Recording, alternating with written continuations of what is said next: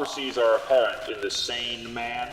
What disguises does he wear? What shields does he wield to combat himself against the infinite tide of an unconditional mind?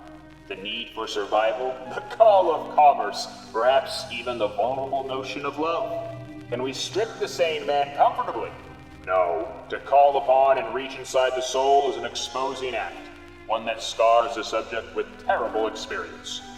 Can one call themselves an adult fan if they've never matured past their whimsical desires? In your ocean of material, knuckles scraping against the sharp edges of industry, what do you pull out? Layers of stone easily passed like a heel on the beach. The foot does not ask where it should be placed. It follows the will of the mind. Rocket craft with a garden of thicket. Ships floating with a variable defense. Even the smaller images of a man drowning in the tide, he resurfaces for a chance at redemption. To leave the mining facilities and soar in commercial aircraft. Drop the sword and pull up the saber. Maybe, with enough support, swap a face into a cleaner emotion.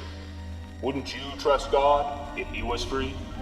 To continue a trend is to stoke a lighter, my friends. The machine was meant to function, but it requires you to pull. This machine sees past your slouching posture, your new smells, your rising elevation. It does not discriminate on age, color, or creed. It simply asks you to keep the horse running. But you never had a second thought. This was home. These baubles and trinkets were rooted deep inside the sane man. He builds pretexts to keep himself wrapped up in the stringent gaze of society, but he builds nonetheless. He rises and falls in the cacophony of life, but he will always build on instinct. Build! As essential as the blood in his veins, he cannot escape breathing, so he must build.